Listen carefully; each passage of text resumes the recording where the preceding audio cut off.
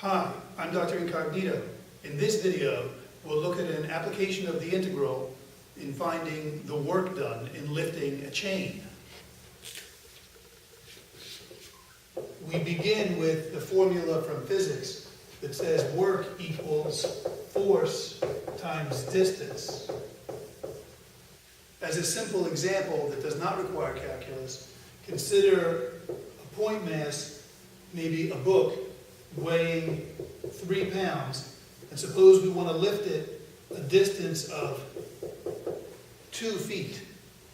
Then the work done will be the force needed to do the work lifting vertically against gravity would be the weight of the object, which is 3 pounds, times the distance that we lifted, which is 2 feet.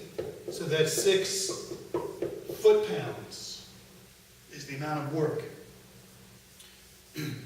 So in this example, we were able to assume that a constant force was needed to lift a point mass of a certain weight, a certain distance, a fixed weight. Now we will look at the example of lifting a chain. Suppose we have a chain that is 20 feet long and weighs 40 pounds. And the chain is, let's say, hanging, and the person at the top wants to lift the chain up. And we would like to know how much work does the person have to do in order to accomplish this task. So the difference between, well, one difference between the chain and the book is we could take the following perspective on the chain, that it's not a point mass like the book. When we lift the book 2 feet, every point in the book is being lifted 2 feet. But the chain is going to be a little bit different. At the very end of the chain, the points will be lifted near 20 feet, but at the top of the chain, points will be lifted a very short distance, maybe less than 1 foot. So the perspective I'm going to take on this problem is that various points on the chain are to be lifted different distances.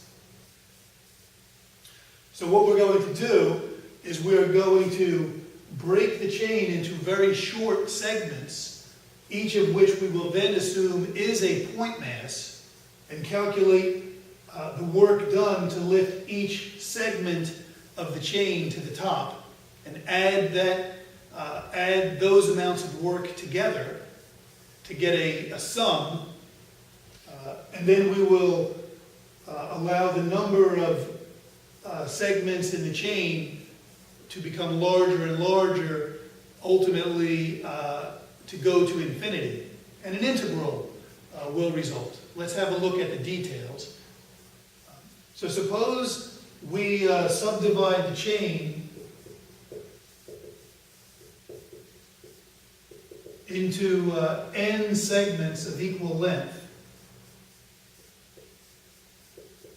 And let's say the length of each segment is delta x feet, which will be 20, that's the whole length, divided by n, and that will be in feet. So let's suppose let's call this the x-axis, and here's 0 on the x-axis, and here's 20. The chain is 20 feet long, so going from 0 to 20.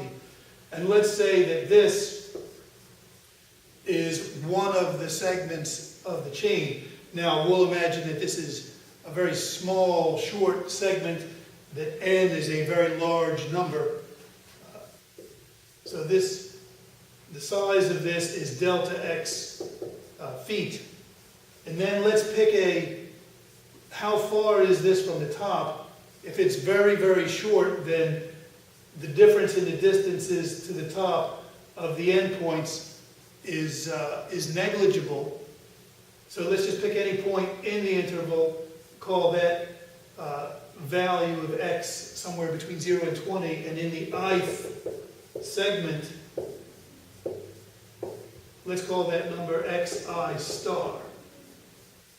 then the work needed to lift the ith segment, we'll call that W sub I, will approximately be, and I'm going to say approximately because we're going to treat this ith segment as a point mass, but truly the point at the top of the segment needs to be lifted a slightly shorter distance than the point at the bottom.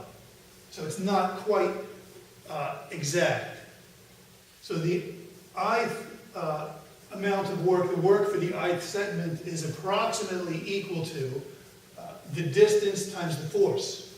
Let's write that down. The force times the distance. So the force is the weight of the ith segment times the distance that the ith segment needs to travel is simply the distance from the top at 0 on the axis to xi star. That distance is xi star. Now, how much does each segment weigh? The chain weighs 40 pounds for 20 feet, so that's that's 2 pounds per foot. 2 pounds per foot. So delta x feet of chain weighs 2 pounds per foot times delta x feet. That will give us 2 delta x pounds. And then we have here times xi star, and that's in feet. So we have here 2 delta x pounds. That's a delta. 2 delta x pounds times xi star feet. So in other words, 2 xi star delta x foot-pounds. So that's the work needed to lift the ith segment, approximately. So the total work is approximately, well, the total work is exactly the sum of the work for the ith segment. I goes from 1 to n. There are n segments. And now this is approximately the summation I goes from 1 to n of 2 xi star delta x foot-pounds. To make the approximation exact, we will take the limit as n goes to infinity. When n goes to infinity, the length of the interval, the length of the segment will shrink, and the distance between the endpoints will go to 0. So this will be the limit,